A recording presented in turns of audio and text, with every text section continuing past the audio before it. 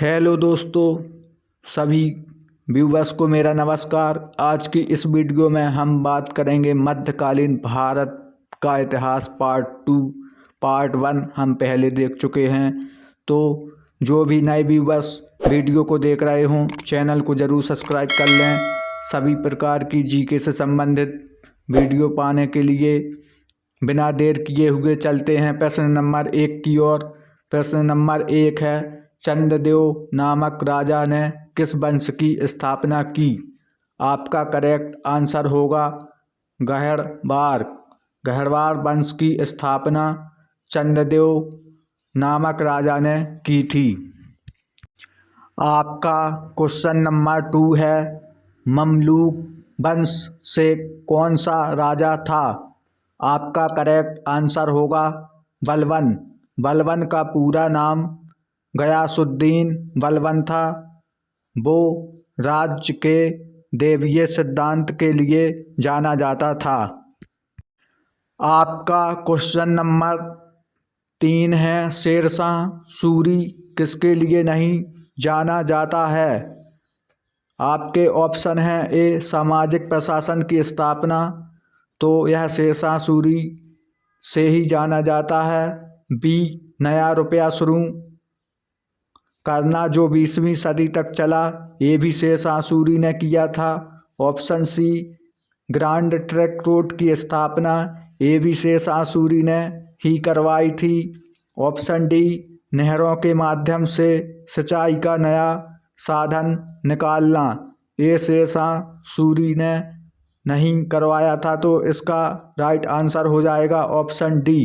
इसके लिए शेरशाह सूरी नहीं जाना जाता है। आपका क्वेश्चन नंबर 4 है, विजयनगर साम्राज्य की स्थापना के समय दिल्ली का राजा कौन था? आपका करेक्ट आंसर होगा मोहम्मद बिन तुगलक। विजयनगर साम्राज्य की स्थापना 1336 में हरिहर और बुक्का ने की। तब दिल्ली सल्तनत का पर मोहम्मद बिन तुगलक का राज्य था। आपका क्वेश्चन नंबर 5 है, मुगल शासक मोहम्मद शाह को किस नाम से जाना जाता था? आपका करेक्ट आंसर होगा रंगीला। मोहम्मद शाह को मोहम्मद शाह रंगीला के नाम से भी जाना जाता था। आपका क्वेश्चन नंबर 6 है, पूर्व पश्चिम समुद्र दिशावर की उपाधि किसने धारण की? आपका करेक्ट आंसर होगा हरिहर प्रथम ने। हरिहर प्रथम ने तुंगभद्रा के दक्षिण के राज्य पर अधिकार कर लिया था। उसने पूर्व पश्चिम समुद्र दिशावर की उपाधि धारण की, जिसका अर्थ है पूर्व और पश्चिम दिशा के समुद्र का स्वामी होना। आपका क्वेश्चन नंबर 7 है, कृष्णदेवराय के क्षेत्र में वर्तमान के किस प्रदेश के हिस्से नहीं थे? तो इस प्रश्न का करेक्ट आंसर होगा महाराष्ट्र। महाराष्ट्र प्रदेश का हिस्सा नहीं था।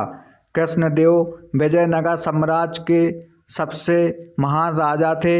उनका राज्य वर्तमान के तमिलनाडु, केरल, उड़ीसा, कर्नाटक, आंध्र प्रदेश में फैला हुआ था। बाबर ने कृष्णदेवराय को भारत का सबसे शक्तिशाली राजा बताया है। आपका क्वेश्चन नंबर 8 है, जोधपुर के निकट ओसियां नामक शहर किस वंश के राजपूत राजाओं ने विकसित किया था? आपका करेक्ट आंसर होगा प्रतिहार। ओसियां का शहर जोधपुर के निकट प्रतिहार वंशी राजपूत राजाओं द्वारा विकसित किया गया राज्य है। यहाँ नागभट्ट, मिहिरभोज और राजपूत राजाओं द्वारा बनाए गए मंदिर भी हैं। आपका क्वेश्चन नंबर 9 है, इल्तुतमिश द्वारा 175 ग्राम का जारी किया सिक्का किस धातु का था? आपका करेक्ट आंसर होगा चांदी। इल्तुतमिश ने चांदी का टका और तांबे का जीतल चलाया जो पूरी तरह से अरबी सिक्के थे। इसमें चांदी का सिक्का 175 ग्राम का था। आपका क्वेश्चन नंबर 10 है, फिरदौसी के शाहनामा की तर्ज पर लिखी गई किताब और लेखक की पहचान करें। आपके ऑप्शन हैं ए ख्वाजा अब्द मलिक इसामी और उसका फुतूह ए सलातिन, ऑप्शन बी सिकंदर बिन मोहम्मद मंजू और उसकी मिरात ए सिकंदरी, ऑप्शन सी दीवान अली मोहम्मद खान और उनके मिरात ए अहमदी, ऑप्शन डी सुल्तान फिरोज शाह तुगलक और उसका फतूहत ए फिरोज शाही। तो इस प्रश्न का करेक्ट आंसर होगा ऑप्शन ए ख्वाजा अब्द मलिक ईसामी और उसका फतूह ए सलातिन। आपका क्वेश्चन नंबर 11 है, निम्नलिखित में से कौन सी पुस्तक महमूद द्वारा सोमनाथ मंदिर के विनाश के दौरान भारत के विवरण के रूप में लिखी गई है। आपका करेक्ट आंसर होगा तहकीक ए हिंद। मोहम्मद इब्न अहमद अलबरूनी की पुस्तक तहकीक ए हिंद भारत का एक ग्राफिक विवरण देती है। जैसा उसने देखा था, इस कृति में उन्होंने भारत की धार्मिक, साहित्य और वैज्ञानिक परंपराओं का वर्णन किया है। अलबरूनी मध्यकाल के महान मुस्लिम विद्वानों और विशेषज्ञों में से एक थे। वह 1017 में मोहम्मद गजनबी के साथ भारत आए और तहकीक ए हिंद नामक अपने खाते में भारत की परिस्थितियों और समाज के बारे में लिखा। आपका क्वेश्चन नंबर 12 है, 1316 में लिखी गई कौन सी पुस्तक अलाउद्दीन के ज्येष्ठ पुत्र राजकुमार खिज्र खान और गुजरात के राजा कर्ण की पुत्री देवाल रानी के भावुक प्रेम और विवाह की कहानी का वर्णन करती है। आपका करेक्ट आंसर होगा आस्का।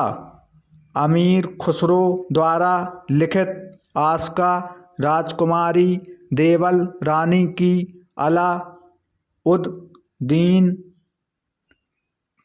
खिलजी के बेटे खिज्र खान से शादी के बारे में एक त्रासदी का वर्णन करती है। खुसरो हिंदी भाषा को भावभीनी श्रद्धांजलि देते हैं और इसके समृद्ध गुणों की बात करते हैं। यह एक मसनवी है जो देवल देवी की त्रासदी का वर्णन करती है। कहानी को इसामी ने सपोर्ट किया है। आपका क्वेश्चन नंबर 13 है, तज़किरत उल मुल्क किस राजवंश के बारे में है। आपका करेक्ट आंसर होगा बीजापुर के आदिल शाही सुल्तान। बीजापुर के आदिल शाही सुल्तानों ने रफ़ीउद्दीन सिराजी द्वारा लिखित तज़किरत उल मुल्क में अपने शासन का दस्तावेजीकरण किया है। इस दक्कन, हिंदुस्तान और फारस में समकालीन राजवंशों का इतिहास भी माना जाता है।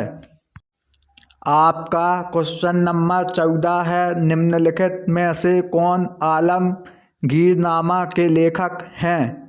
आपका करेक्ट आंसर होगा मिर्ज़ा मोहम्मद काजिम। मिर्ज़ा मोहम्मद काजिम सम्राट औरंगजेब के दरबारी इतिहासकार थे। उन्होंने आलमगीरनामा में रचना की। औरंगजेब ने उसे अपने शासनकाल के इतिहास को रिकॉर्ड करने और संकलित करने का आदेश दिया था। आपका क्वेश्चन नंबर 15 है, निम्नलिखित में से किस शासक ने अपने सिक्कों पर देवी लक्ष्मी की आकृति की मोहर लगाई थी और उसका नाम नागरी अक्षरों में अंकित किया था? आपका करेक्ट आंसर होगा मोहम्मद गौरी। मोहम्मद गौरी को गढ़वाल प्रदेश में प्रचलन के लिए गढ़वाल राजपूतों के सिक्कों की बैठी हुई देवी लक्ष्मी प्रकार के सिक्कों को अपनाने के लिए जाना जाता है। उन्होंने अपने सिक्कों पर देवी लक्ष्मी की आकृति की मोहर लगा दी और उसका नाम नागरी वर्णों में अंकित कर दिया। ये थी मध्यकालीन भारत के इतिहास पार्ट 2 वीडियो। तो पार्ट 3 मध्यकालीन भारत इतिहास की वीडियो देखने के लिए और पढ़ने के लिए मेरे चैनल को सब्सक्राइब कर दें। और हाँ, यदि वीडियो अच्छी लगी हो तो एक लाइक ज़रूर करें। धन्यवाद। मिलते हैं नेक्स्ट वीडियो में। तब तक के लिए सभी को जय हिंद, जय भारत।